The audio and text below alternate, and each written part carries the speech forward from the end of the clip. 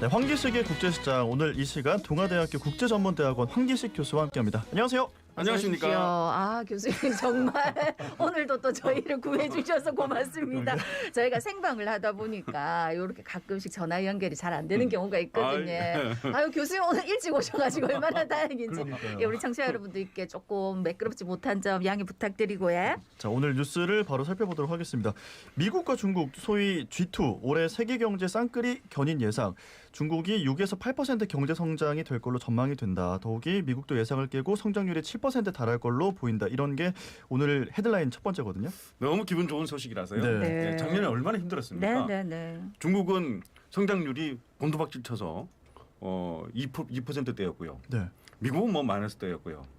근데 올해부터 좀 회복될까 하고 있는데 사실 미국, 중국은 왜 중요하냐면 세계 1, 2위 경제 대국이잖아요. 네. 나머지 국가들이 이 국가의 경제 성장률에 많은 영향을 받거든요. 네. 그렇죠. 근데 연초부터 올해는 작년하고 완전히 다르다라는 그런 장밋빛 경제 회복 예측들이 많이 쏟아지고 있습니다.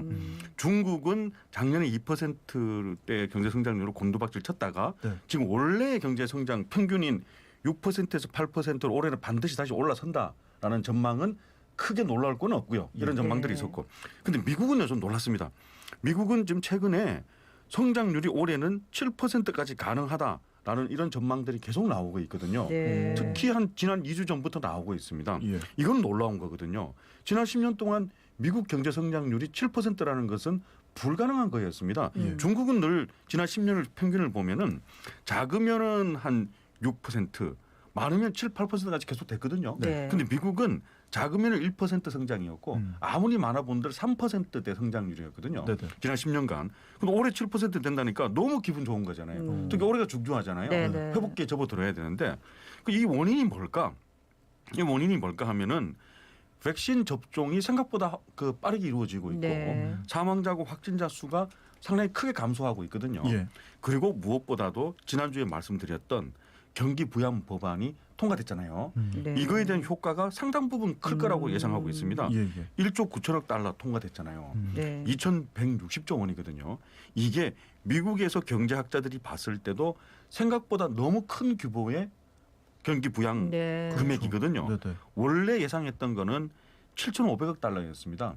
한 800조 원 정도가 여야 합의로 통과돼서 네. 어느 정도 경기 부양이 될 것이라는 거였는데 바이든 신임 대통령의 강력한 의지로 3배 이상 규모로 그러네요. 통과됐잖아요. 네. 이게 올 한 해 상당히 영향을 미칠 거라는 그런 예측들이 있고요. 근데 올 한 해만 네. 영향을 미치는 거 아니에요? 정확하시네요.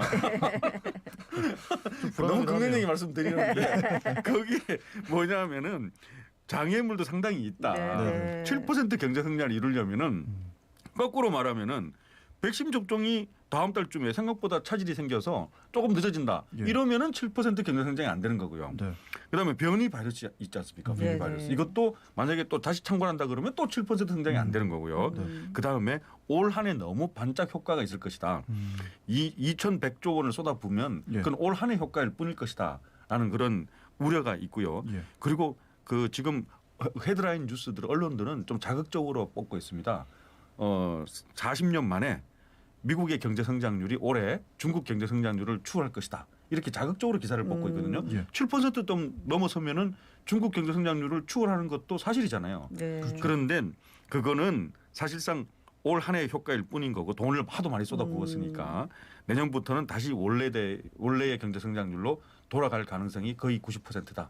이런 조심스러운 우려도 있습니다. 예. 뭐 경제는 참 얘기가 나오면은 너무 복잡해서 잘은 모르겠지만 근데 좀 시사점 있는 부분이 일단 이 경기 부양 법안 요 부양책이 이렇게 돈을 푸는 게 꼭 그렇게 나쁜 것만은 아니다 하는 요 시사점이 있네요. 보니까. 그렇습니다. 예. 특히 올해처럼 이거는 경기 부양이 필요하죠. 예. 그러니까 우리나라도 지금 하는데 뭐 워낙에 또 반대 의견도 많고 해서 뭐 선거 때문에 또 그렇게 뭐 평가하시는 분도 계시지만 이런 부분은 조금 눈여겨봐야 되지 않나 하는 생각이 듭니다. 예, 다음은 이제 이 프랑스 주간지가 저희 시간에 단골로 많이 나왔지. 표현의 자유라는 문제 때문인데, 근데 이 이제 무함마드 만평 논란 해갖고 여기서 무슨 테러 사건도 있고 막 이런. 그렇습니다. 예. 그래서 표현의 자유는 어디까지인가 이런 걸 우리한테 늘 고민하게 해준 주간지인데 이번에는 손자 며느리 탄압하는 영국 여왕을 풍자가 논란이 되고 있다고요? 이것도 좀 심했어요. 예.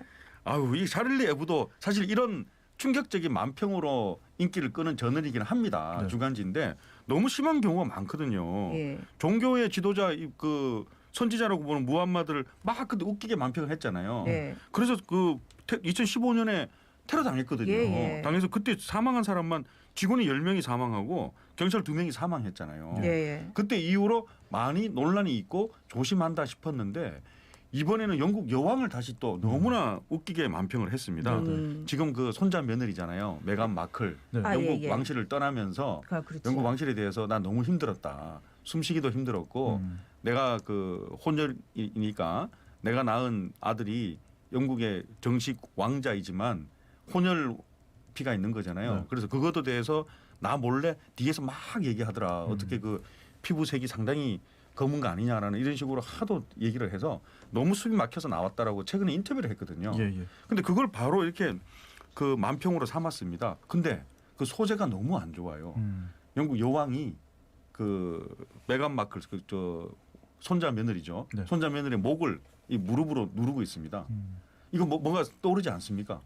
작년에 그 미국에서 미국에 경찰 인종차별 시위할 예, 때 예. 그 폭동할 때 그 미국 경찰이 무릎으로 이렇게 눌렀잖아요. 네. 예. 눌러서 숨을 쉴 수 없어서 죽었지 않습니까? 조지 플로이드 사건. 네, 이걸 네. 그대로 똑같이 만들었습니다.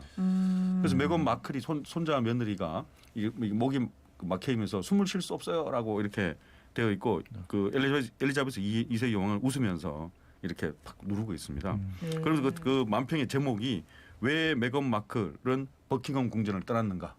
이것이 만평의 제목입니다. 그럼 누가 봐도 알 수 있지 않겠습니까? 네. 이거 어떻게 생각하십니까? 저는 좀 심하다고 생각합니다. 그렇네. 왜 이렇게까지 심하게 하죠? 먹고 살아야 돼. 그래야 이 주간지가 팔리고 하니까요. 네. 예. 그래도 좀 이건 좀 심한 것 너무 같습니다. 자극적으로 하는 경향이 너무 있다, 자극적이에요. 그치? 예, 예. 자, 그리고 다음 뉴스를 좀 살펴볼 텐데요. 지금 뭐 미국에서 아시아인을 혐오하는 범죄가 굉장히 많이 늘어나고 있다고.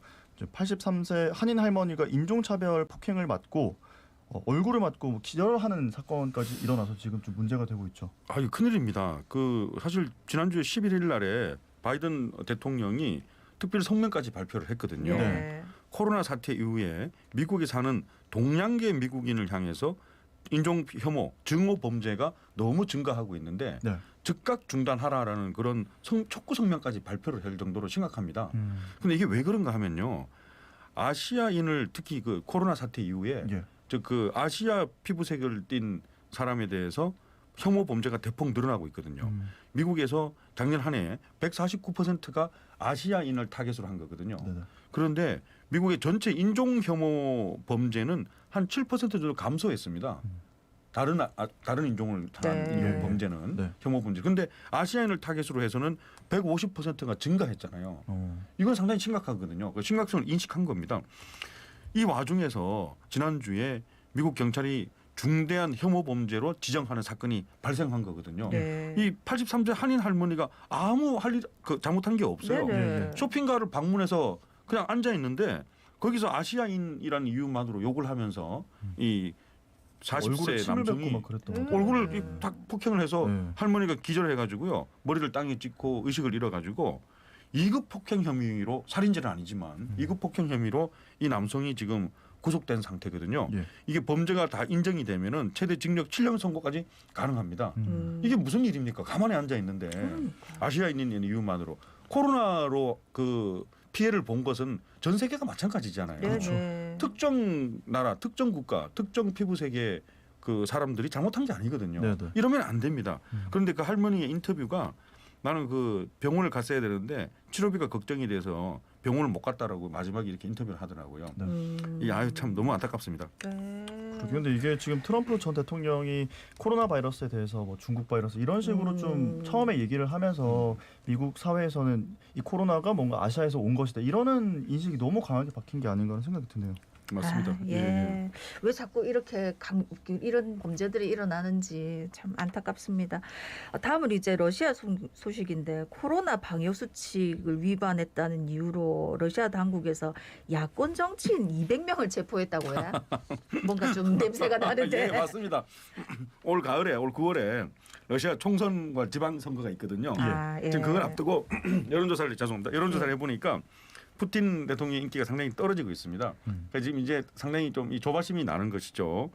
그래서 표면적으로는 코로나 방역 수칙 위반했다, 마스크 안 썼다, 200명 모여 있는 집회를 하면서 포럼을 하면서 왜 마스크를 안 쓰냐, 그런 수칙 위반을 얘기를 했는데 예. 영상을 보면요, 그 참가자 200명 대부분이 마스크 쓰고 있어요. 네. 근데 그거는 표면적인 이유이고 그 목적이 그 포럼의 목적이 좀 민감한 것이죠. 모스크바에 있는 한 호텔에 이 대부분 정치인들이 참여를 했습니다. 야당 정치인들, 네. 시의원들이 참여를 해가지고 올 9월에 총선하고 지방선거가 있으니까 여기에 대해서 승리 전략을 논의해보는 그런 포럼이었거든요. 예. 그 내용이 좀 민감했지만 그 포럼을 주최한 주최자가 너무 마음에 안 들었던 거죠. 그 포럼의 주최자가 오픈 러시아거든요. 예. 오픈 러시아가 어떤 단체입니까? 푸틴 대통령이 가장 미워하는 네. 단체 아니겠습니까? 저는 이 얘기 되게 참 웃기더라고요. 근데 그럴 줄 알았다는 생각이 들더라고요. 아, 미하일 효도르콥스키거든요. 네. 미하일 효도르콥스키 유명했지 않습니까? 네네네. 10년 동안 그 징역 살았습니다. 이 석유 재벌인데요. 위코스라는 회사의 석유 회장인데 이 사람이 10년 동안 감옥살이를 했는데 그 이유도 탈세 이유였거든요. 예, 예. 탈세 이유였는데 아무도 그걸 감옥살이한 이유를 탈세한 이유로 생각하지 않습니다. 이 사람이 좀 정치적인 야심이 있어요. 돈이 많고 석유 재벌인데 호탕한 성격이고 나이도 아직 젊습니다. 이제 네네. 50대 중반인데 그때 40대 중반이었네. 10년 전이니까요. 네네. 예. 근데 이 사람이 야권 정치인들한테 정치 자금도 잘 풉니다. 그 정치 자금도 제공도 잘 하고 그리고 이 사람이 언론 인터뷰에서 10년 전만 하더라도 내가 앞으로 한번 스스로 정치를 해보고자 한다.